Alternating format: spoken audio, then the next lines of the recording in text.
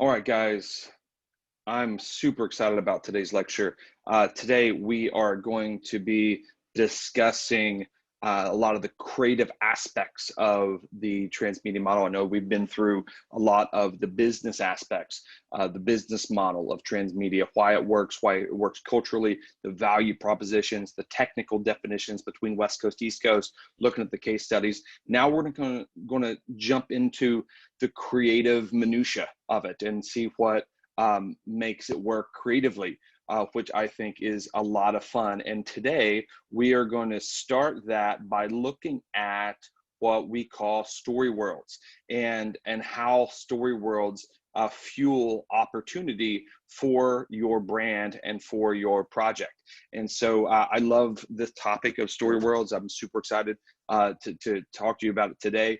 I consider myself a world builder. It's one of the most interesting aspects of it, of the entire, not just transmedia sector, but about any part of entertainment, whether it's movies or video games or board games or music or whatever. World building can be applied to all of them, which I think is super cool. So, so as we go through this lecture, I'm going to reference you to some videos that you can check out. And if I try to play them on this video, they lag a ton, and so I don't think it brings you a lot of value. I'm going to refer you to some, and then maybe you can make a list and just knock those out after you stop the video, and that way you can get the full comprehension of what we're talking about. So. So the first video I'd like to prime you with, you don't have to watch it now, but here's a cool one that I think is interesting, is one called Strange Beasts. Strange Beasts, it has very much of a Black Mirror vibe. It's a short film you can check out on YouTube. It deals with augmented reality, and it deals with a guy who can, with super high-tech contact lenses, sort of create his own reality around him, including his own family members. So interesting short film to check out, just to prime yourself creatively for the concept of a good story world. So when we're talking about story worlds specifically, we are, with whatever we watch, with whatever we read or play or whatever, we want to be looking at how to identify not just the narrative, but the narrative universe. Remember when the PGA says we need 3 stories across 3 mediums, all set in the same narrative universe? This narrative universe is what we call a story world. And so, so look at where that story is set, and that it will start to give you your story world. And so here's a few 3 questions you want to ask yourself. Where is that story set? When and where? Is it near future London? Is it the Old West? Is it Baltimore? Is it South Central? Is it inner city Chicago? Is it the moon? Is it a fictional world like Westeros or Middle Earth? Right? Just find like the physical geography of your story world, and that is the first step of really identifying that in a good way. Now, we don't want to stop at geography, and so this is a big principle that I want you guys to understand, is that a story world is not just the geographical location. Right, that's just a location, right? Just the geography of it. It's downtown New York City. It's a hotel in Los Angeles. That's just a location. And so, really, to define the story world, you really need this second question here, which is, why is that place interesting? What makes that location interesting? And so if you look at something like Stranger Things, right? We have the location, which is Hawkins, Indiana, small town Indiana. Or let's use Derry, Maine, right? Derry, Maine is the location for It, right? And so where is the story set? A small town in Maine called Derry, right? That's the location. But that's not the story world. That's just the location. Why is that place interesting? That place is interesting because an evil clown stalks the sewers, killing children. Like, that's why that place is interesting, right? And so, so you need both. You need, where is the story set, and why is that place interesting? You need to put those things together to form your story world. And then lastly, we have this question of, what are the other interesting stories that we can tell in this interesting place? right? And so as you'll see, as we'll talk about today, as we go from where's the story set, why is that place interesting, to what are some other stories that we could tell in this interesting place. These are the three questions you want to focus on, because as you will see in this discussion, your story potential of your brand is 100% tied to how good your story world is, right? And so once you lock into the story world, you should be able to see lots of stories explode with lots of different characters to follow. If you don't have a good story world, you can do some East Coasty things around the main characters that you see, but you're never really going to get it really latch into the full potential of your story world or your IP until you really kind of dig into that story world by itself. So that's the principles that I want you to understand. Sort of these three questions: where is the story set? Why is it interesting? And then what are some other stories that we can tell in this interesting place? So when we talk about story worlds, overall, we like to refer to story worlds as the creative engines of the brand. The story world isn't just a backdrop. The story world is something active and something that is actually fueling the success and the potential of the brand. Of course, you have to have good storytelling. Of course, you have to have good execution and the production and things like that. But what gives you your extra and added stories is your story world, right? Like story world is just a vital aspect of the IP. But I would like you to think about it as an engine. It's not passive. It is a good story world will keep creating and keep producing for you over time, which is awesome.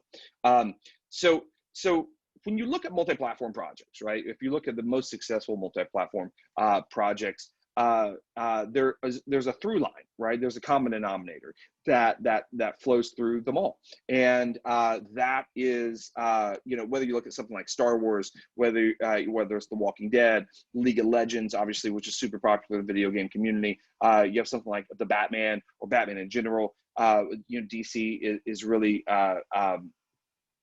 coming out with a bunch of super cool DC projects over the next year or so, and even something like the Matrix. These are all very successful multi-platform projects, very successful transmedia projects, and big, large-scale IP. And the common denominator between all of them, like, what's the through line? The through line is that they all have a good story world, right? Like they all have this creative engine that continues to produce for them over time. And so success leaves clues. And so if you look at all the case studies that we went over last week, when it comes to whether it's Pokemon or Star Wars or Fight Club or whatever it is, like the common denominator between all those things that allows you to really transmediate in a large way is that you have to have a good story world. And so again, success leaves clues. If all these successful transmedia projects have a great story world, that should clue you in on the fact that you need to have a good story world as well. And we need to kind of figure out story world first, right? I'm a big advocate of world building first before you get into the individual storytelling, because that's going to make your storytelling a little bit more organic, and it's going to allow you to scale in a easier way, and it's going to cut down revisions and things like that. So it's just a development process. Let's get that story world locked in, or at least developed to some extent first. Then we kind of dig in that storytelling. And you learn this. This is typically a video, but you can see this video if you go to in YouTube, this guy named Don LaFontaine.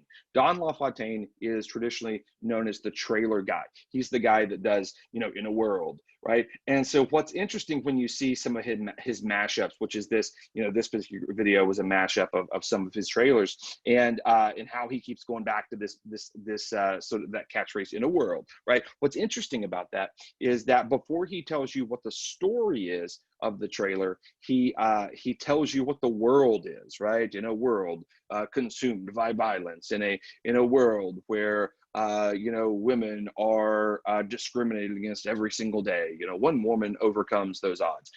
He sets the context of the world first, which then allows him to then better tell the story moving forward in the trailer. And I always think that's a unique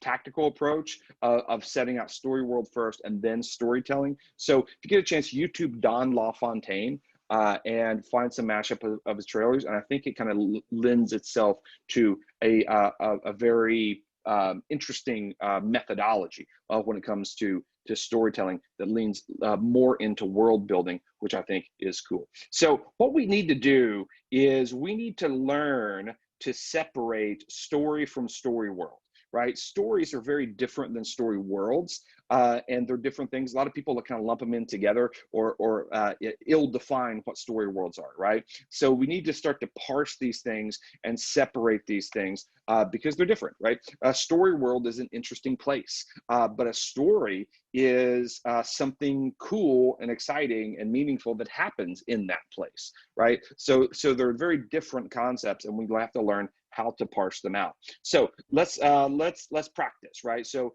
you have, let's say you look at Lord of the Rings. Lord of the Rings is this great, obviously multi-platform transmediated project. We know the story of the Lord of the Rings. The story of the Lord of the Rings is Frodo gets the ring, walks across the country, throws it in a volcano, saves the world, right? That's the story of the Lord of the Rings. But the story world of the Lord of the Rings is Middle Earth, right? So we have the realm of Middle Earth. And so this is bigger than Frodo, bigger than Bilbo, bigger than the Fellowship, bigger than the Ring, right? This is a story world that has lots of different stories that we can tell outside of Frodo, right? So you don't want to just equate the story world just with Frodo, with the Ring, with this one plot. The story world is much bigger than that. Story of Pokemon, right? I mean, look at specifically maybe the story of Detective Pikachu, the feature film. That is an interesting story, right? Of a detective with amnesia who is working with a victim's son in order to find his partner, and then there's a twist at the end, a really interesting thing that happens. But it's that's the story of Detective Pikachu, but the story world is this place called Rhyme City, and Rhyme City is a city, right, a fictional city where Pokemon and humans live side by side, right? So we have the geographical location of the city, fictional city, but we also have why that place is interesting. Pokemon and humans live side by side, and humans don't hunt them, right? They sort of live in harmony. And so that one's the story, one is the story world. So we have the story of GTA, and so even all the GTA, all the GTA games have good stories that kind of play out through the campaign of the game, right? You have a narrative that plays out, but the most fun about GTA is the exploration of the world.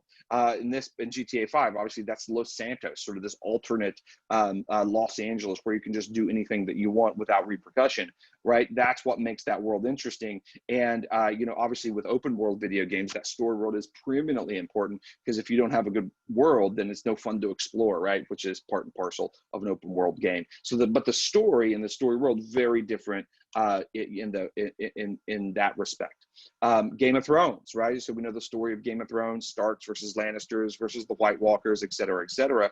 A bunch of people vying for the throne. That's the story. But the story world is Westeros. And we have Westeros, we have Essos, right? It's much bigger than any individual family. It's much bigger than the White Walkers, much bigger than the dragons, right? There's story potential sort of tucked all around this world, whether it's Westeros, Essos, or both together. A lot of interesting things. Stranger Things, I was referring to Stranger Things earlier, right?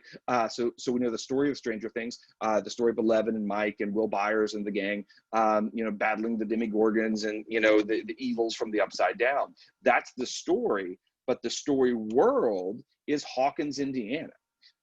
It's a small town in Indiana named Hawkins that has a portal to a mirror dimension with monsters, right? That's the story world. So the story world isn't just the small town, right? The small town is the location. But why is that small town interesting? It's interesting because it has a portal to a mirror dimension where demigorgons live and other evil things, right? So this is how we define that story world, which then creates more story potential that even outside of 11 or Mike or anybody like that. The Wire, I love The Wire. Wire's awesome. This is like classic HBO. required viewing, I think, for anybody that wants to go into entertainment. Check out The Wire, and you will be a better storyteller for it. Just a really seminal piece of entertainment. So we know the story of The Wire, sort of this crazy story of criminals, police, politicians, and journalists all set together in sort of this interwoven narrative that kind of unfolds over several seasons on HBO. That's the story, but the story world is Baltimore, inner city Baltimore. And what this shows is that to have a good story world, you don't necessarily have to have a sword and sandal fantasy. You don't have to necessarily have epic sci-fi. You don't have to have zombies, right? You can have a real world place. You just better make sure that real world place is interesting in some way, that somehow has good story potential attached to it, which means not every place is equal, right? So like inner city Baltimore may have more story potential than, say, like Glendale in LA, right? No offense against Glendale, not a lot of story potential attached to it, not a lot of stuff going on. So it just depends on where you kind of pick that real world story world. But real world story worlds are story worlds as well, right? So but you have to figure out why that is interesting and not just leave it there, right? The Netflix show Ozark, and this one's actually named after its story world, right? Tremendous show on Netflix. Check it out if you haven't seen it. That story world, again, real world story world of the Ozarks in Missouri, sort of this like crazy winding lake town that is set way out in Deliverance country in the middle of nowhere, and all of a sudden that's a super interesting place to have a crime drama. And so not just a crime drama, but other stories that you can pull out of there as well, right? So here's a rule of thumb that I want you guys to assimilate and just absorb, right? And so my rule of thumb is that you have a good story world if you can remove your main character and still have something cool, right? If you can't remove your main character and still have something cool, then it's not going to be a great story world for you. So let's look at the story. Let's look at how this works, like with Batman. So we know the story of Batman. Bruce Wayne's parents get murdered. He goes off, becomes a ninja, comes back, fights bad guys, right? That's the story of Batman. But the story world of Batman is Gotham. And so, Gotham is very much a character in and of itself in a really interesting way. You played any of the Arkham games on the video games, like, just like the exploration of Gotham is super interesting. So you want to ask yourself, can you remove Batman from Gotham and still have Gotham be cool? Of course you can. There's a whole TV show about it called Gotham. So this shows that not only is Batman and the story of Batman is super cool, but the world is super cool as well, because it's not hinged on one character. You can take Frodo out of Middle Earth. You can take Bilbo out of Middle Earth. You can take Luke Skywalker out of the Star Wars galaxy. You can take Katniss out of the Hunger Games. You can take these Harry out of Harry Potter and still have something cool. You can take Rick Grimes out of The Walking Dead, still have something cool, which shows you those aren't built around a singular character. It's built around a story world, which is awesome, because then when you add in a really interesting character, now you have something cool. So is it possible to take Rocky out of Rocky? That's a little tougher. You see the difference there, right? You say, well, what about Creed? They're trying with Creed, but even Creed still has Rocky. The first two Creeds still had Rocky. I think there's a hesitancy to remove Rocky because the brand and the story just so is tied to that central character. It's not really built around the story world, just built around the characters, which makes it a little harder to do. Can you remove James Bond from James Bond or Sherlock Holmes from Sherlock Holmes? It's harder. Right? I'm not saying you can't. You can do some creative work around the edges to kind of get you there, but you should at least feel the difference when you're trying to take Frodo out of Middle Earth as opposed to trying to take Rocky out of Rocky. One feels a lot more tenuous than the other, which shows you that's just a rule of thumb that shows you that story world just isn't really built right, and the focus of the IP is more on the characters than anything else, which is ultimately going to limit the cross-platform ability to extend into some new stories. So the big takeaway here is if you don't have any story world, you're not going to have good story potential. No story world, no story potential, right? And the world is the thing that creates the extra potential for the stories, right? Like this is what you need for more and more and more stories, is a great story world. Without a great story world, you're not going to have good story potential. And it just kind of, it flows together like this, right? But if you actually know your story world, you will know your story potential, right? You see what I did there, a little wordplay. So no story world, no story potential, know your story world, you'll know your story potential. And so identification and understanding of your story world is a vitally important aspect of squeezing the lemon and seeing the potential of your brand thrive, right? You have to really granularly understand it. And so what I mean by that is, let's look at the Hunger Games. So we know the story of the Hunger Games, right? So Katniss, she volunteers as tribute to save her sister Prim from the Hunger Games. She goes, gets sent to the Hunger Games, kills a bunch of kids, overthrows the government, right? That's that's the story of the Hunger Games. But the story world of the Hunger Games is much bigger than Katniss, right? It's called Panem, and it's 12 different districts that are sort of in this post-apocalyptic Earth, right? So, or at least this sort of dystopian U.S. That's split up into 12 different districts, right? With a 13th lost district, right? So understanding what the story world is super important, because if you remember where Katniss is from, she is from District 12, right? And so that's that coal mining district in West Virginia.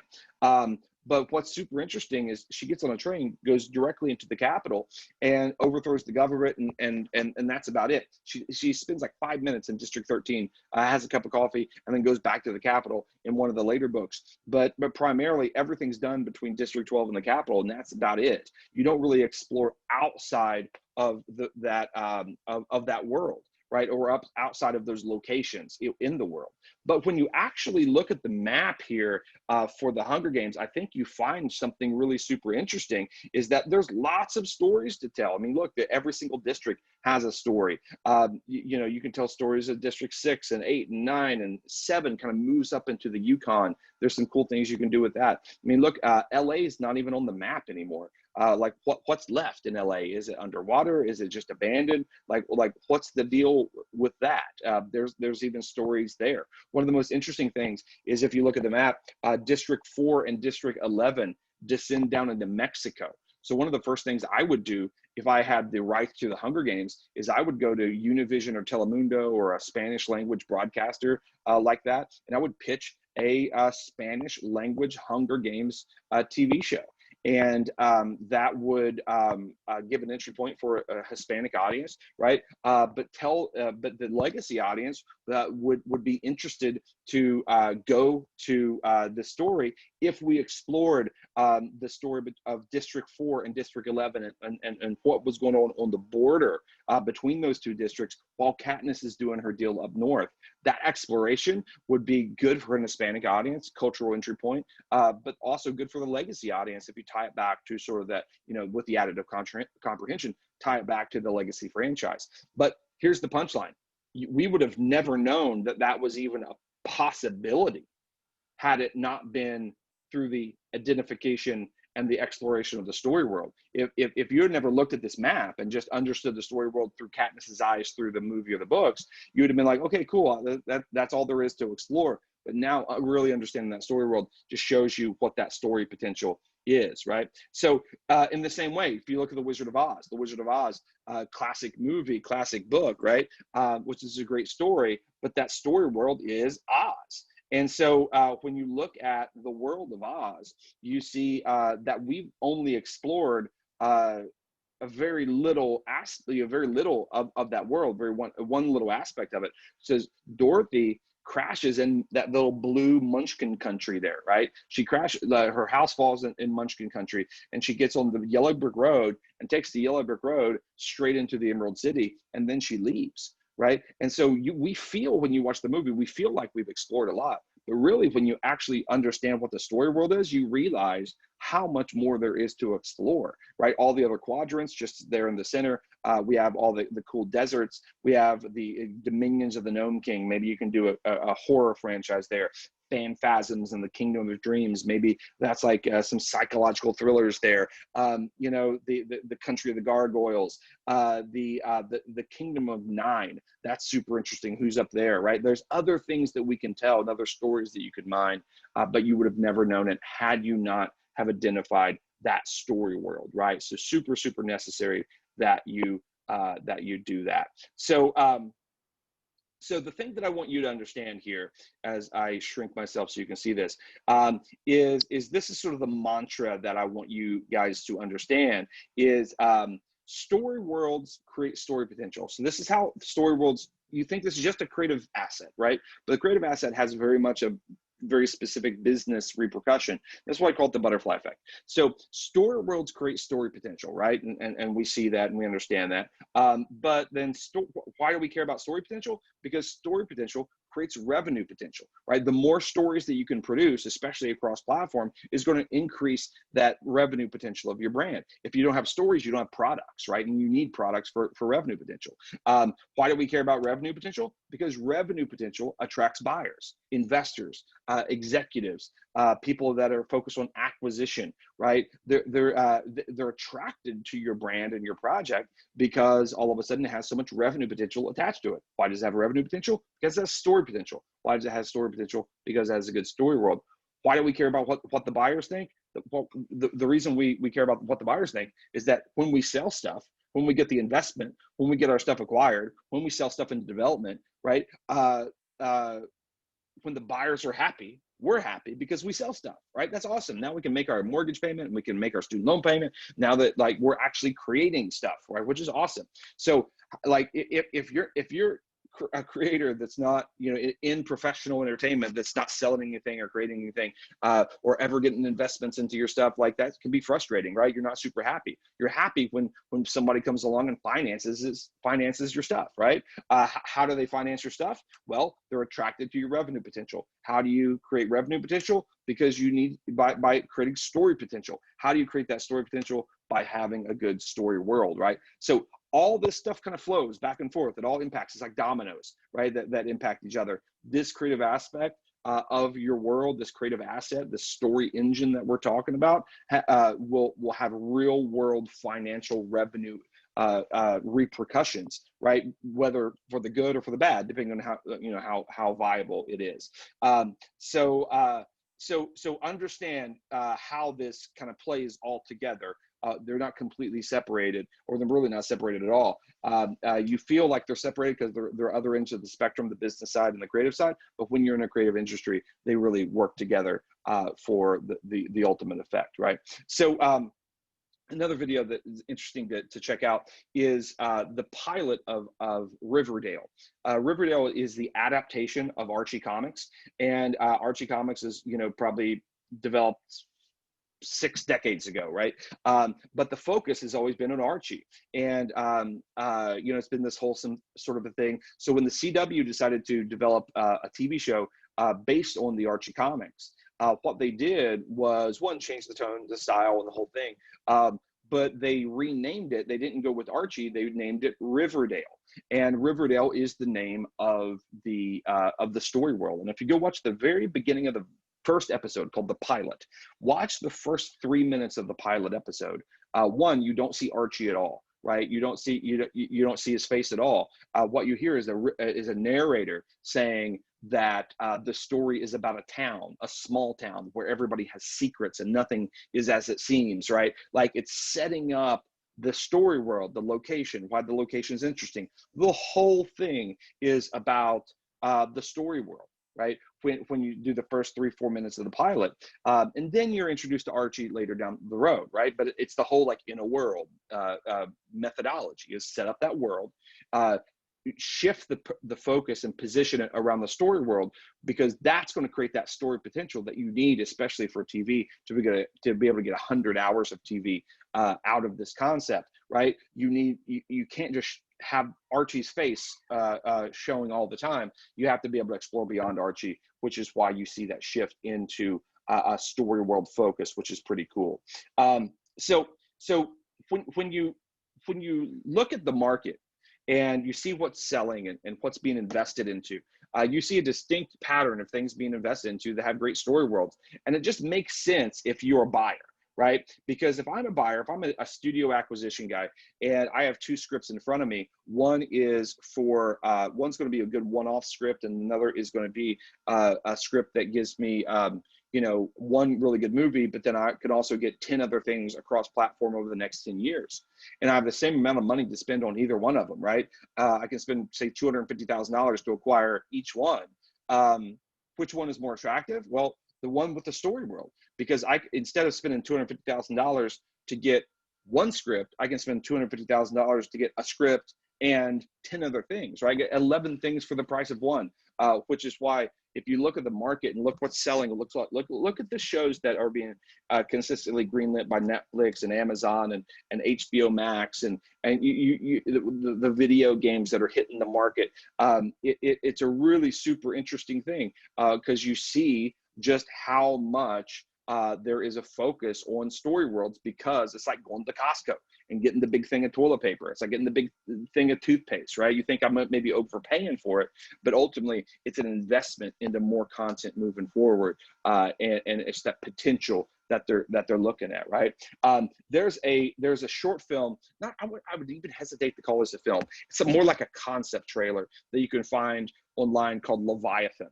And this story is a really super interesting story, because it's the story of these guys that didn't know how to make a movie necessarily. They didn't know how to write a script. They had a cool idea for a story world, and they did a little 3-minute concept trailer that just shows the basics of the world. And there's these space whales, and there's, you know, some action that's involved, but it's a really super basic story. But they started showing it around town. And what's really interesting, when the average spec script is about $250,000, these guys were able to get their concept trailer in front of the executives of Fox, and they were able to sell the rights to this project for $2.1 million, which is almost 10 times what the market value is, right? And so people were really knocking Fox for overpaying for a movie. And they said, you know, we didn't overpay for a movie, because if you guys go to YouTube and you look up Leviathan and see this short film, it's like 3 or 4 minutes long. It's relatively short.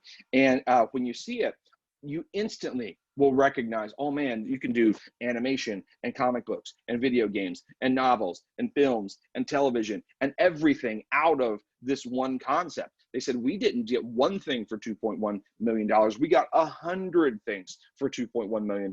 And so it's just like us going to Costco. We bought in bulk, and that investment is going to pay off moving forward, which is pretty cool. So, and then lastly, the last thing I'll get into here is the fact that songs can have great story worlds too. It doesn't have to be just film and television, just video games, just comic books, right? Songs are such a smart way to be able to launch story worlds and large scale IP. If you look at things like Janelle Monáe's The Metropolis Suite, right?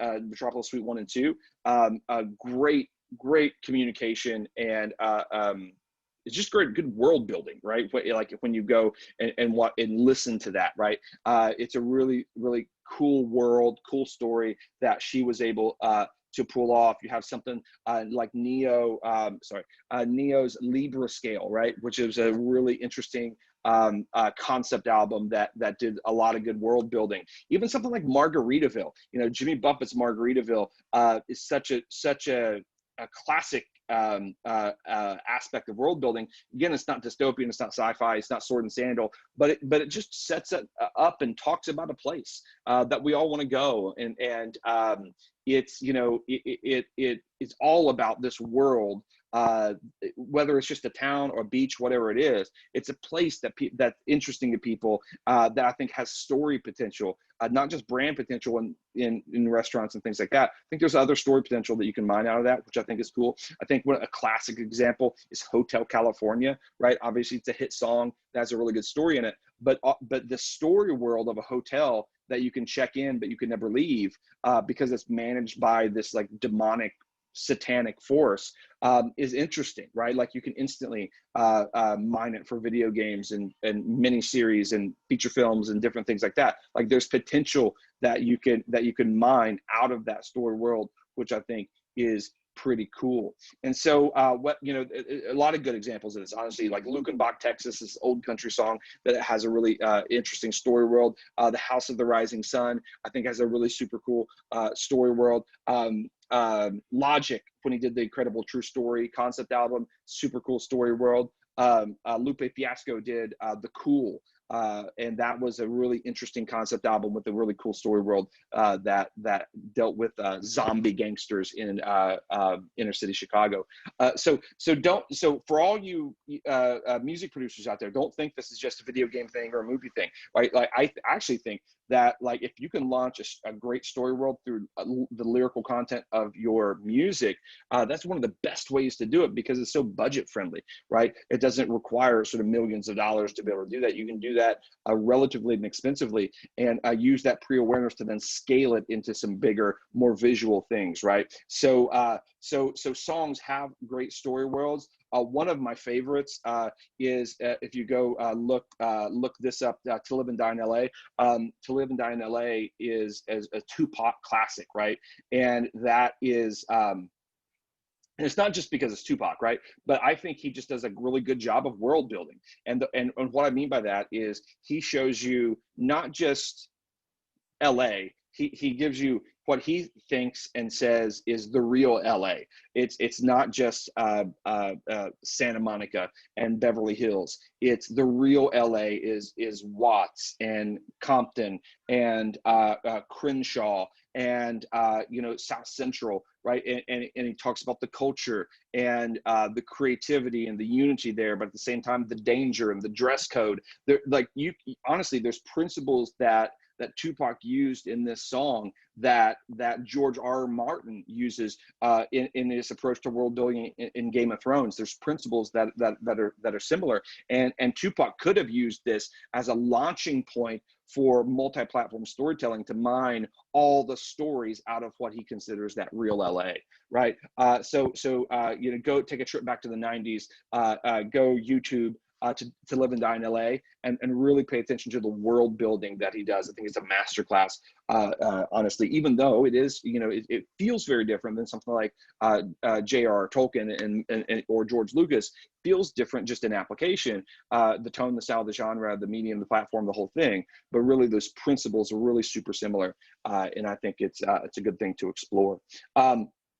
Another one that's interesting is this song. And you can YouTube this as well, called "You'll Never Leave Harlan Alive."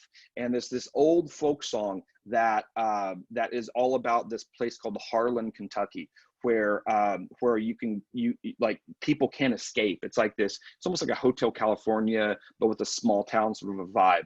And people, like, they're born there and they end up dying there, and they spend their whole lives trying to plan to escape, and they're never able to, in this weird coal mining town. And it's just like a miserable, awful place. And this song tells the story about 3 generations of a family that keep telling themselves, we have to get out of Harlan, and if we don't leave now, we're never gonna we won't ever get out of Harlan alive. And then, you know, and they ultimately never do, right? And so they all die there. So so this awful, depressing place, but it's set up completely in a song, which is pretty cool, right?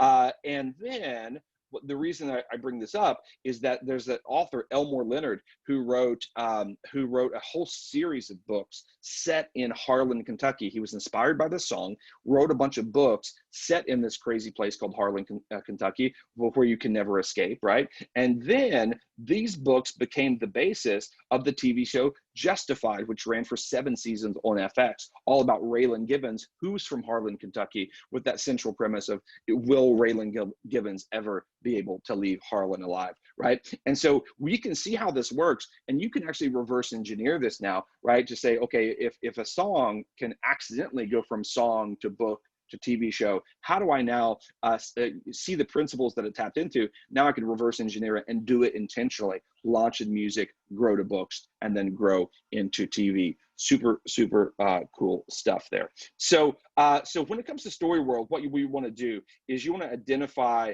a world that will, a good story world that's going to support multiple stories. So how many stories can you tell? Can you tell 100? Can you tell 4? Let's at least get 3 to get PGA credit, but the more, the better.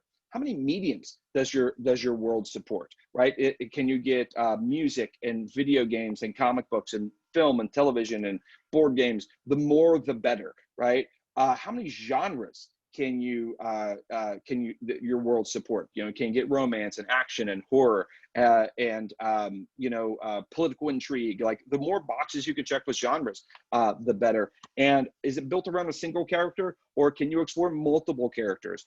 Can you take that one character out and still have other people to explore who are interesting? If you can, then you have something cool. You have a world that is optimized for cross-platform expansion. So there are the basic principles of world building, of the viability of a good story world. We want to do story world first and then push into our individual narratives, which is what we're going to do after this lecture, right? The next class after this lecture, we're going to be diving into, once you have that story world, how do you start really putting together the West Coast stories that exist inside that story world. But we want to do the story world first. So practice on identifying what story worlds are, what some other stories you can tell in that interesting place, right? Figure out how to begin isolating, not just the location, but what makes a story world interesting, right? Start practicing that, so that when we get to our final project in this class, you're going to be able to kind of lock into that potential even more. Remember, story worlds create story potential create revenue potential. Revenue potential makes buyers happy, and happy buyers means happy creators. And I want you to be one of those happy creators. So hopefully you got something from this. And you enjoyed the lecture and the principles we talked about. Go check out those videos that I referred to. That'll reinforce a lot of the stuff that I talked about. And that way you don't have to watch it with all the lag that it would be if I just recorded these things over YouTube. And then write down all the questions you have. And then next class, we will go through them all. So thank you for your time. We'll see you next class.